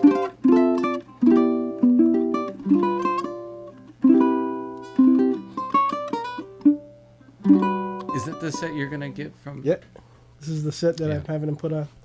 So, and I'm picking up a couple extra sets from him too. Yeah, Joel. I think he wanted to give you a set to Steve I'd to love to try. try. Yeah, he'll just give you a set. I'm happy to pay him for a couple of cents. I mean, you guys can work it out. It's his Yeah. thing, but yeah. I mean, it's one of those things where he's just trying to get it out there, get feedback, and Yeah. but I'm Well, sold while you were already. downstairs, I said, I mean, I haven't played it yet and heard it close range. Right. But from over here, which I never get to do, and hearing Aaron play, it sounds to me better than the GHS. So if it's better, Definitely. I would want to recommend them to customers, and unless they're telling me I want to do a Dario or whatever. Oh yeah, and when it comes to strings, everybody's gonna have. Everybody's gonna have their. So it's like Yeah. people will change it out, but yeah, if Right. you're looking for. But a if they say, stock "What would set you that's- put on?" and if I like this Songs. set, Yeah, I would yeah. love to be able to say, "Well, Uke Logic, something new." Yeah. There's a new pickup that I want to. I'm working with a luthier named Paul McGill. It's called the pickup system. Ben Shaw and Paul McGill have invented this pickup system that has a little preamp board that's mounted to the input jack inside. It's very lightweight, and there's a control board that's a 1 inch by 1 inch that goes on the edge of the sound hole, and it has a volume pot, a little tiny trim pot on the circuit board for each string. Oh, wow. So if you get a pickup, under saddle pickup, which they're famous for, of having one string that's just not quite loud enough, you don't have to take the saddle out and put a little drop of super glue and wait for it to dry and sand it and put it to try to bring up the volume of that string. But is it in the saddle, like individual pole pieces, or is it There's in the... four black, the pickups are manufactured by No, but Graphtec. does it go under the saddle, or is it the saddle? Is my question. No, it is the saddle. Okay, And yeah. each, I there's think I four understand. saddles. And each Yeah, like saddle has a Graphtec wire. does something like that, and Right. but to be able to control each string Yes. like that, yeah. And it's ridiculously anti-feedback. Oh, And those so sound they great. I talked Ben Shaw into doing one for ukulele because all they'd had so far was guitar. And I said, I'm doing this workshop with Tommy, 4-day workshop on Maui at the end of the year with Tommy Emanuel, Ooh, Jake Shimabukuro, wow. Jeff Peterson, Oh, Frank Vignola, nice. some Some jazz Hulks guys. right there, man. Dude, I want to Frankie go. and What Yola is is- what's the date on this? That's ridiculous. January 28th, 9th, 30th, and 31st Where? at the Royal Lahaina Hotel In Maui. in Maui. Whoa, It's dude. pricey. I know, I'd 4 love to days. go. 4 Tommy, days. Jake, I mean the whole gang. Peterson, dude. And then who's the? Oh, Brent Mason. Do you know who that is? Yep. Brent Mason's Brent the best Mason's part of country the guy part of the around, staff man. too. So Dude. I'm a student. I'm just going to go over and do this workshop thing for 4 days. It's $2,200 for the 4 days. I've seen. But I saw get to the hang thing out and on get Facebook. lessons from Tommy Emanuel. I know. 1-on-1. Are you kidding me? That's And pretty show 'em my cool. instruments. There you go. Just a little Write bit. it off as a business venture. Oh, There you go. absolutely. Of There course. you go. Yeah. Not lying. But I told Ben Shaw and Paul McGill, I said, can you get an ukulele version of this pickup before the end of the year? They got it already. So he went right to work on it. And Oh, you built got to it. let me know if you will. And, Because we're constantly trying pickups and offering different pickups for our, with our setup team. I have one on my gigging guitar, and I've never heard a sweeter sounding undersaddle pickup. It doesn't have that piezo sound. Yeah. It's a sweet I know sounding what you're pickup. talking because I had Blackbird put in some, and there's an RMC style pickup with the individual pole pieces for the saddle, but you get less Color string goes noise. really well with this. And if it's got the right preamp, it can be like there's the RMC preamp that I have that if you plug that style pickup into that, and then it gives you all of the EQ controls and everything. But Yeah. man, you get the best sound from an ukulele. Yeah, I've used a bunch of Richards pickups before, and I like the RMC pickups. And they've worked closely with Richards, their former Oh, okay, I see.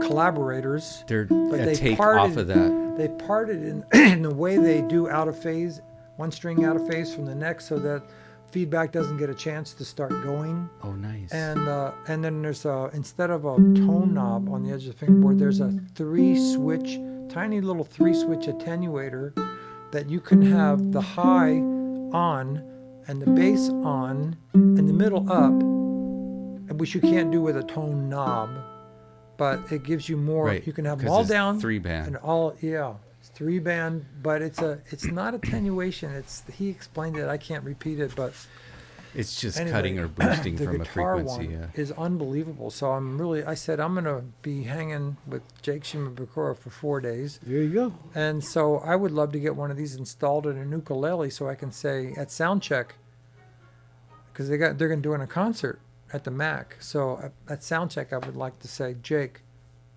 plug this in, hear it through the house system. Tell me what you think. Yeah, So, that'd be great. see I if mean, likes he it. already has a uke from you, right? Or one or two? Yeah, he's got one. And who did he lend it to? Who's that? Somebody told me that somebody was recording with it. Rio. He's No, a songwriter, somebody else. I know it. soft songwriter.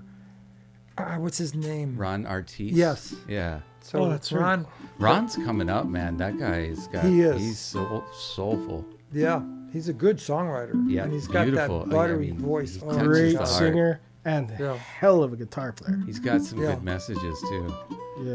And you know, like just as far as songwriting, like it's just in his blood, man. It's I amazing saw how him you do it. just went poof, pulled his name out Well, of the air. yeah. I mean, Well, Ron's a remember- friend. So. Yeah, I love my that wife. Well, I hope I'm not. You guys gotta. guy. Yeah. I We feel should like wrap I'm, this. you Do we have enough? We do, but let's get a sound sample Okay. without talking over it of this stuff. Let's try that again.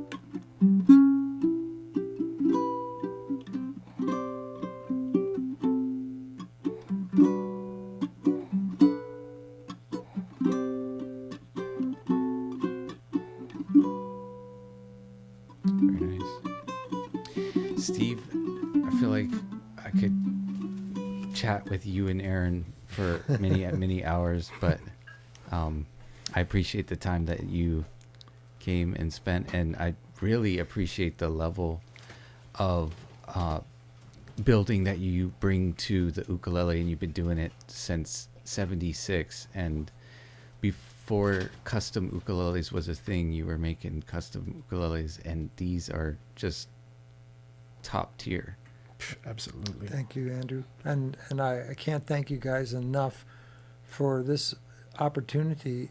For me, you don't know how much of an opportunity it is for me. I've heard great players play my ukuleles before, but I've never heard them in this kind of a setting where I could hear one, hear another, hear one that I heard earlier with a different set of strings It's interesting, in the right? hands of a really good player.